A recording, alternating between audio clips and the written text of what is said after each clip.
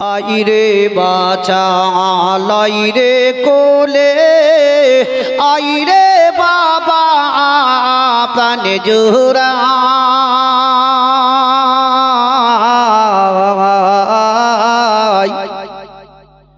আইরে বাছা লাইরে কোলে আইরে বাবা প্রাণ জোড়া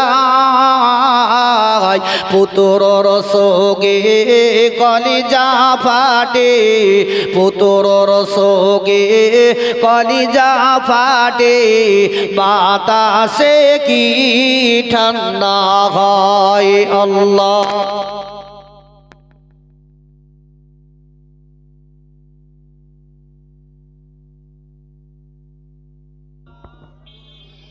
وعلى آل سيدنا محمد صلى على محمد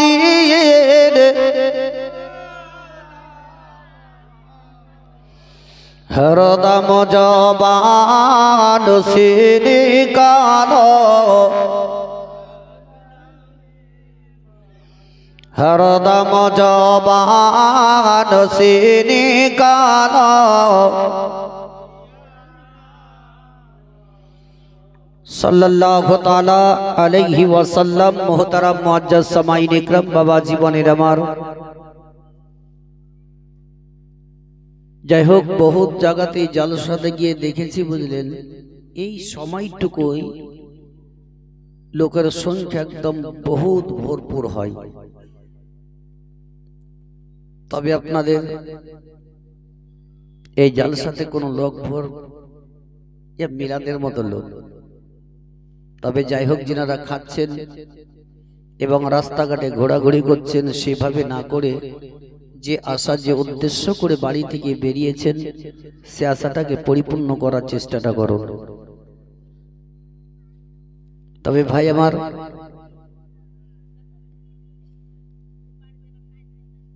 ওই গজলটা আমাকে একজন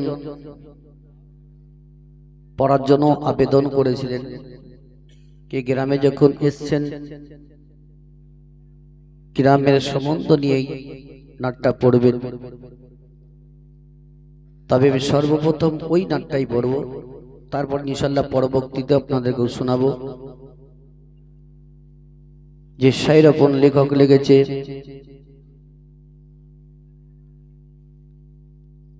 আমরা হচ্ছি বাঙালি বাঙালিই আমরা পড়ব আর উর্দু যদি আমরা ভাষিক হতাম জবান আমাদের উর্দু হতো তবে আমাদের বক্তব্যটাও উর্দু হতো তবে যতক্ষণ ধরে আপনারা বসে থাকবেন এবং আলিমেদের বক্তব্য শুনবেন মাথায় ভরার চেষ্টাটা করবেন এই মাথায় ভরে আমল যদি করতে পারেন তবুও আপনার ইহকাল পরকালেও লাভবান হয়ে যাবেন জোরে বলুন সুবহানাল্লাহ আর রাত জেগে কষ্ট করে এখানে বসে থেকেই যদি আমরা আমল না করতে পারি তবে আমাদের বক্তব্য শোনাটাই আমাদের বেকার আমার যুবক যুবক ভাইদেরকে বলবো ভাই আমার দুনিয়াটা কিছুক্ষণের জন্য এই যে বাইক নিয়ে বেরিয়ে যাওয়া যায় বাড়ি থেকে ফের বাড়িতে প্রবেশ করব এটা কোনো ভরসা নাই আছে কি এই জিনিসটা সর্বদাই মাথার মধ্যে রাখবেন কোরআন তো বলছেই কুল্লু নাফসিন যায়কাতুল মউত প্রত্যেকটি নফসকে মওতের স্বাদ চাখতে হবে গোরদাসে পড়ে আইসা দেখি জলসারো জাগাই কত শত লোক বসে আছে নবীর আশায় পাগল কইরাছে মোদের মদিনা ওয়ালা জোরে বলো আমরা কার আশাতে কার পাগল আছি বলুন তো না আমরা মৌলবীদের পাগল আছি নবীর পাগলে আমরা আছি নবীর গুণগান নবীর আদর্শ মেনে আমরা চলবো তাই কি না তাই বলে গোরদাসে পড়ে আইসা দেখি ওই জলসারো জায়গায় কত শত লোক বসে আছে নবীর আশায় পাগল কইরাছে মোদের মদিনা ওয়ালা পাগল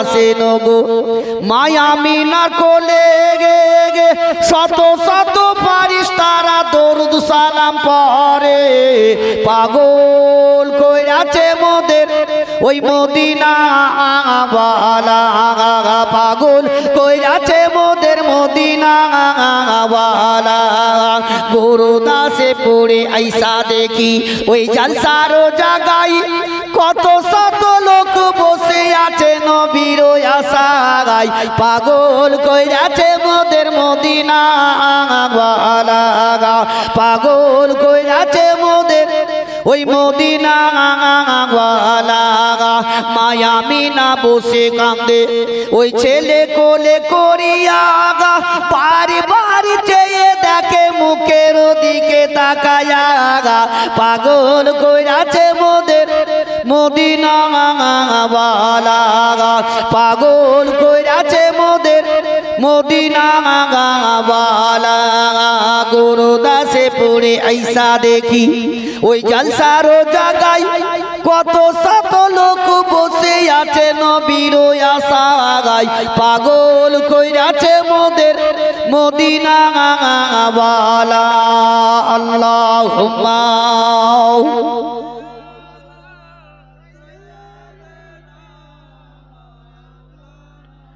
মুহাম্মাদ ওয়া আলা আলিহি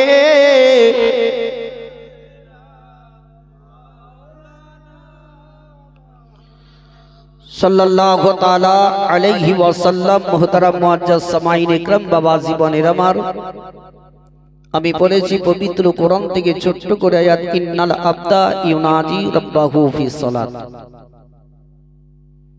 আল্লাহ রাব্বুল ইজ্জত পবিত্র কোরআনের মধ্যে ঘোষণা করলেন নামাজীরা নামাজের অবস্থায় আল্লাহর সঙ্গে ডাইরেক্ট কথা বলে। জোরে বলুন। দেখুন ভাগ্য নসিবটা আমাদের কত। মুসা পয়গম্বর তুর পাহাড়ে গিয়ে আল্লাহর সঙ্গে কথা বলেছেন, তথা সারা বিশ্বের নবী কুল কায়নাতের নবী জনাবে মুহাম্মদ রাসূলুল্লাহ সাল্লাল্লাহু তাআলা আলাইহি ওয়াসাল্লাম রজব মাসের 27 তারিখে মেরাজে গিয়ে আল্লাহর সঙ্গে সামনাসামনি বসে এক এক করে 90,000 কথা বলেছেন। জোরে হবে না? ওই জন্য ভাই আমি প্রত্যেকটা জালসাতে গিয়ে কহি কি এই কথাটাই कि আমরা এতদিন ধরে জালসা মিলাদ শুনছি, তবে আমরা কোন জায়গাতে সুবহানাল্লাহ পড়তে হই এটাই জানি না। কি আর ভালো কথা দেখবেন মানুষের কানে ঢুকবে না, কাড়োয়া লাগে, তিতো লাগে। কিছু কিছু মানুষ বলছে যে আমরা খুব জানদার, খুব জেনে নিয়েছি, খুব ফতোয়া মশলা জেনেছি। এটা একটা কথা বলে দিই আপনাদেরকে মিশাল সহ।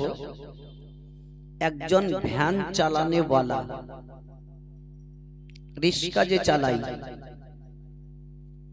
ও হঠাৎ করে একটা মরগ কিনে নিয়েছে।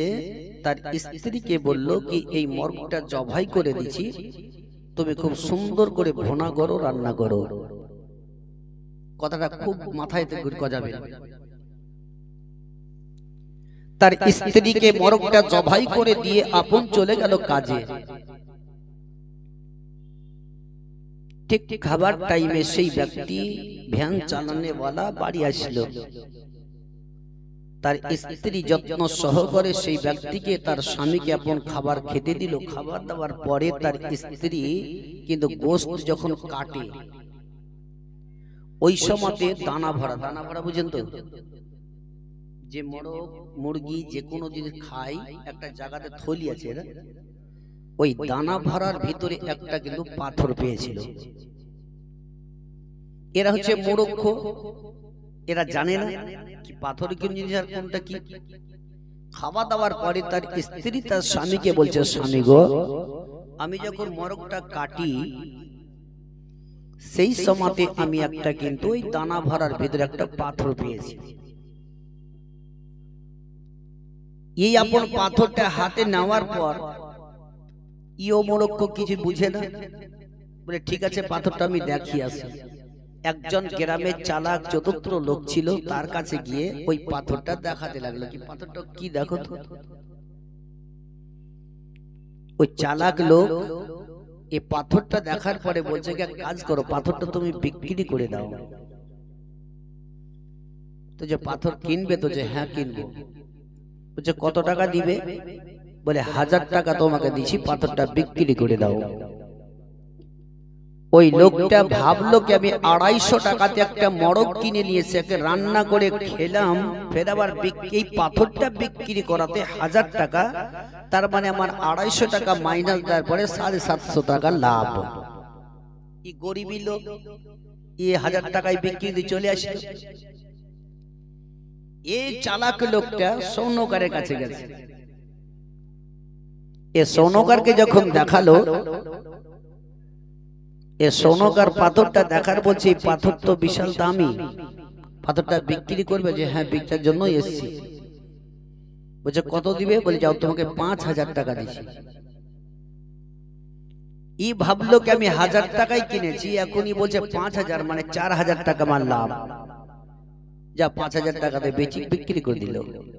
এ সোনারি আসল জায়গাতে যখন পাথরটা নিয়ে গেল, ওই পাথরটার দাম হলো 50,000 টাকা।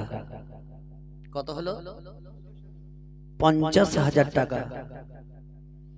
ওই জন্যই কথাতে কথাই বলে, চিনলো যারে কিনলো তারে। বলে না, চিনলো যারা কিনলো তারা, যে চিনলো না যারা কিনলো না তারা।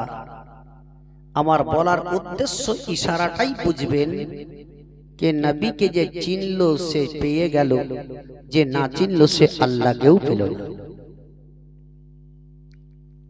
মাথায় জেহেনে কথাগুলাকে খাটিয়ে যদি আমরা আমল করতে পারি, তবেই আমরা পৃথিবীতে থেকে পরিবর্তন হতে পারব। যিনি বিশ্বের নবী, কুল কায়নাতের নবী জনাবে মুহাম্মদ রাসূলুল্লাহ সাল্লাল্লাহু তাআলা আলাইহি ওয়াসাল্লাম মসজিদে নববীতে যেভাবে সাহাবীদেরকে শিক্ষা দিতেন, ওই শিক্ষা নিয়ে প্রত্যেকটা সাহাবীরা আপন আপন বাড়ি গিয়ে তাদের স্ত্রীদেরকে সেই শিক্ষাগুলোকে দিতেন। এমনকি প্রত্যেকটা মদিনার মেয়েরা নবীর কথা মতোই মেনে চলত।